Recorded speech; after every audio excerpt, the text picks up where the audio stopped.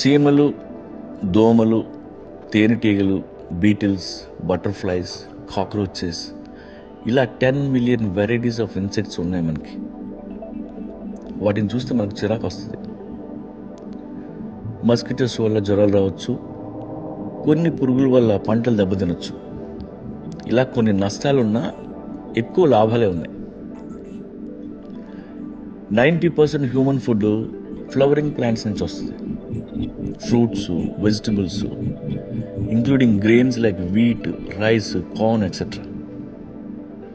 మనం తినే ఫుడ్ ఎక్కువ శాతం ఇన్సెక్ట్స్ మీద డిపెండ్ అయి ఉంది. ఇన్సెక్ట్స్ వలన పాలినేషన్ జరుగుతుంది. పాలినేషన్ లేకపోతే ఎవ్వరికి ఫుడ్ దొరుకుతుంది. ఇన్సెక్ట్స్ మాయమైపోతే అందరం చచ్చిపోతాం. జంతువులు, పక్షులు, మనుషులు ఎవ్వరూ మిగలం. చాలా బర్డ్స్ ఇన్సెక్ట్స్ తిని బతుకుతాయి. ఇన్సెక్ట్స్ తినని యానిమల్స్ ఉంటాయి. అవి ఫ్రూట్స్ తినాలన్నా పాలినేషన్ జరగాలి. ట్రస్ట్ మీ, ఈ పురుగులు లేకపోతే వెజిటేరియన్స్ కూడా చచ్చిపోతారు. ఇన్సెక్ట్స్ లేకపోతే ఇక్కడ శవాలు డికంపోజ్ అవ్వవు. చచ్చినాక నువ్వు నీ శవం మట్టిలో కలవాలంటే అవి కావాలి. బ్యాక్టీరియా వలన కొంచెం మాత్రం హెల్ప్ అవుతుంది, బట్ ఎక్కువ శాతం పురుగుల వల్ల జరుగుతుంది.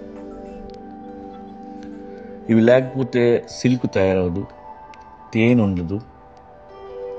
ప్రపంచంలో ఆల్రెడీ మ్యాసివ్ డిక్లైన్ హనీ బీస్లో జరిగింది. క్లైమేట్ చేంజ్ వల్ల, లేదంటే పెస్టిసైడ్ ఎక్స్పోజర్ వల్ల తగ్గిపోయాయి. యూకేలో 60%, ఇండియాలో 40%, జర్మనీలో 75%, టోటల్గా లాస్ట్ 10 yearsలో 50% పడిపోయాయి. ఇంత పడిపోయిన తర్వాత కూడా మనుషుల్ని ఒక పక్క, ఇన్సెక్ట్స్ని ఇంకో పక్క తూకంలో వేస్తే మనకంటే 3 రెట్లు బరువు ఉంటాయి.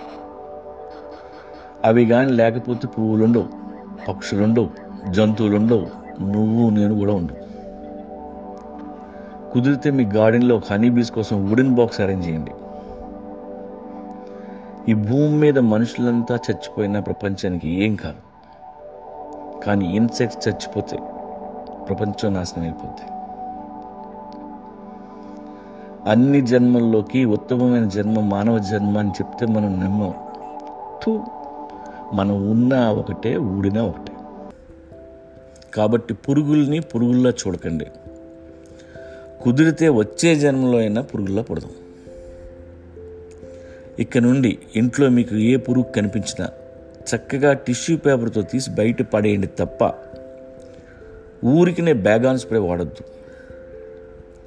ఒకవేళ బ్యాగాన్ స్ప్రే వేస్ట్ అయిపోతుందని మీరు అనుకుంటే మీ నోట్లో కొట్టుకోండి, వాటిని మాత్రం చంపొద్దు ప్లీజ్.